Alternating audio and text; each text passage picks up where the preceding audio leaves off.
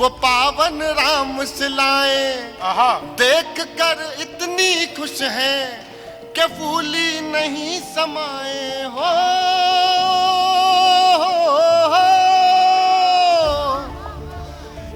युगों युगों तक करना जिन्हें प्रणाम पधारे हैं, सिया संग राम पधारे हैं, सिया संग राम पधारे हैं। मैं तो राजनीति पर व्यंग की, हास्य की कविताएं लिखता हूँ, राजनीतिक घटनाओं का हास्यानुवाद करता हूँ। बड़े भाई हमारे सामने बैठे हुए हैं, हमारे सांसद जी बिल्कुल अनुजवत हमें प्रेम करते हैं, आपकी भी उपस्थिति को प्रणाम करता हूँ। राजनीतिक घटनाओं का हास्यानुवाद करने का काम है मेरा। हाँ जी। और राजनीति में इस देश में कुछ भी कभी भी कहीं पे भी हो सकता है। अभी पिछले दिनों आपने देखा संसद में कुछ लोग कूद गए, कहां से कूदे, क्यों कूदे, उनसे हर एजेंसी ने पूछा, हर पुलिस वाले ने पूछा, हर सांसद ने पूछा, कोई ने कुछ नहीं बताया। क्यों कूदे? इनकलाब जिंदाबाद। अबे क्यों कूदा? भारत माता की जय। मुझे मिल गई वो एक लेडी, वो बाहर नारे लगा रही थी। मैंने कहा बहन क्यों कूदी? इनकलाब जिंदाबाद। अरे मैंने क्यों कूदी? कहने लगा कुछ नहीं भैया, वो मोबाइल पे विनीत चौहान जी की कविता सुन ली थी। बहुत अच्छा भाई। और अभी मैं भैया को देख के मैं समझ गया कि आप लोगों ने 2-3 कवियों को निपटाया, लेकिन विनीत जी ने आप में भी जोश भर दिया। एक बार विनीत जी के लिए जोरदार तालियां बजा दीजिए। मैं शुरू होना चाहता हूं। आप सबको प्रणाम करता हूं। मैं बहुत कम समय में जल्दी अपनी पारी खेलता हूं। एक नई कविता सुनाऊंगा जो शायद मंच के लिए भी नई है। स्वागत। मैंने 1-2 जगह ही सुनाई है। 2-4-5 पैरोडियां सुना देता हूं। और सबसे पहले आपको बधाई देता हूं।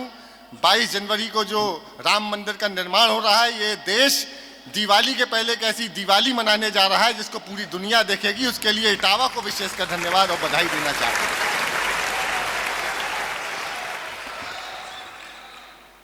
सिया संग राम पधारे हैं। वाह। केवल 2 पंक्तियां गुनगुनाने का मन है। तालियों की ताल देके मुझे प्रारंभ कीजिएगा। सद्य हरिओम जी आ गए हैं, उनको प्रणाम। कि सिया संग राम पधारे हैं, सिया संग। इटावा वालों, मुझे पता नहीं यहाँ से सैफई कितनी दूर है, वहां तक कम से कम तालियों की आवाज जानी थी आपकी। सिया संग राम पधारे हैं, सिया संग राम पधारे हैं। अवधपुरी में देखो सालीग्राम पधारे हैं, सिया संग राम पधारे हैं, सिया संग राम पधारे हैं। कार सेवकों की लाई वो पावन राम सिलाएं देख कर इतनी खुश हैं कि फूली नहीं समाए हो।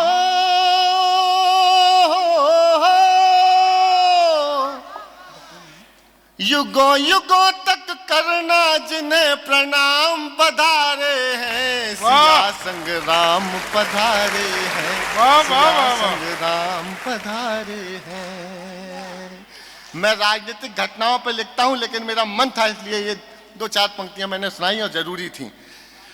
सांसद जी, हमेशा लंबी यात्राओं में रहता हूं। पिछले दिनों एक लंबी रेल यात्रा का मुझे सौभाग्य प्राप्त हुआ। रेल यात्रा लंबी थी तो वॉशरूम जाने का भी सौभाग्य मिला। भारतीय रेल में वॉशरूम जाना अपने आप में बड़ा सौभाग्य का विषय है। वॉशरूम की दीवार पर एक टेलीफोन नंबर दिखा।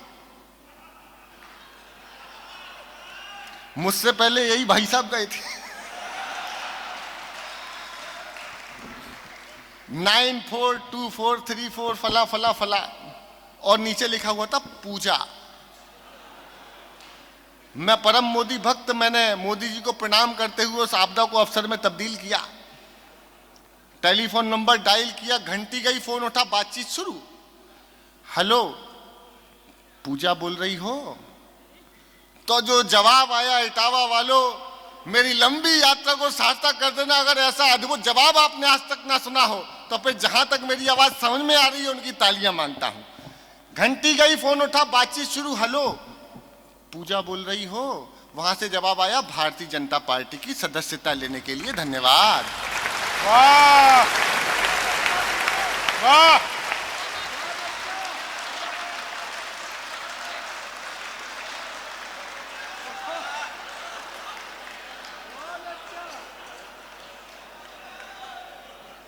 मैं एक्सीडेंटली सदस्य बन गया।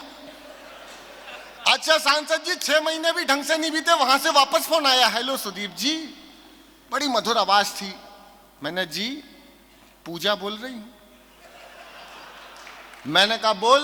कहला बोल नहीं, सदस्यता ली थी, गुजरात में चुनाव है, काम करना है, आ जाओ। मैं काम करने पहुंच गया तो बड़े बड़े होर्डिंग बैनर फ्लैक्स उन्होंने मुझे दिए कि उस पर नारे लिखे, बड़े बड़े नारे लिखे, अब की बार 200 पार आएंगे तो मोदी ही मोदी, तमाम नारे लिखे हुए, और मुझे दे दिए कि ले जाओ और उपयुक्त स्थान देख करके लगाओ। मैंने तत्काल प्रभाव से काम शुरू किया।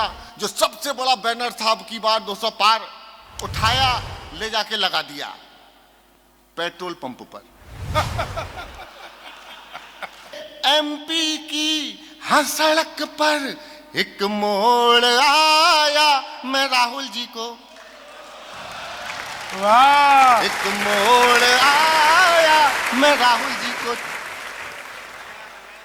अरे टीपू के चाचा भड़क गए, बिजली के जैसे कड़क गए, अखिलेश का ईगो हर्ट हुआ, उनके भी बाजू फड़क गए। रे वो लड़का जो भड़का, वो लड़का जब भड़का, गठबंधन का सिग्नल वो तोड़ आया, वो राहुल जी को छोड़ आया। तो मैंने कांग्रेसियों को सलाह दी, मैंने कहा देखो भाई ऐसे काम नहीं चलता है, आप गठबंधन बना ही नहीं सकते क्योंकि नड्डा तो हमारे पास है, सॉरी नड्डा।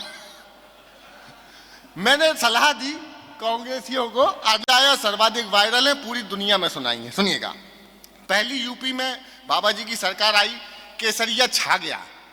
इसमें आपको ये हमारे शंभू बैठे, शंभू भोजपुरी स्टाइल में है। अच्छा, यूपी का परिणाम जो आया था, इसमें एक जगह आहा और एक जगह ओहो करना है, टाइमिंग ठीक रखना, और केवल आज करना, कल से बंद। क्या करना है एक जगह, दूसरी जगह, बहुत बढ़िया।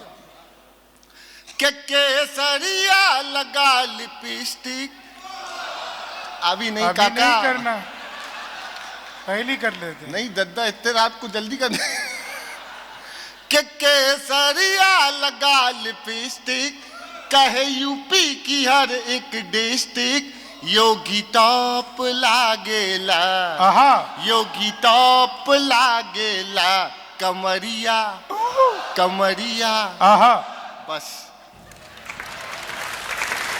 फिर मैंने यूपी का चुनाव परिणाम लिखा कच्चा बादाम स्टाइल में, और श्रद्धेय मेरे बड़े भाई अखिलेश जी को समर्पित किया। सुनिएगा, मैंने कहा कि पहिया तेरा साइकिल वाला, तेरा मेरा हुआ टूटी चैन।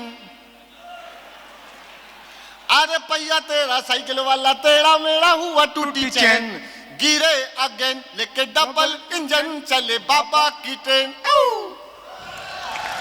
अरे बाबा का नाम छाया, बाबा का नाम, बाबा का नाम छाया, बाबा का नाम, बाबा का नाम छाया, बाबा का नाम।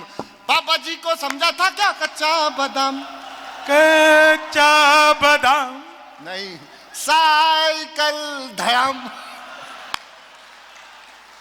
अरे काका छीछी वाली दीदी, वो बंगाल में है, रुम्बा रुम्बा डुम्बा डुम्बा।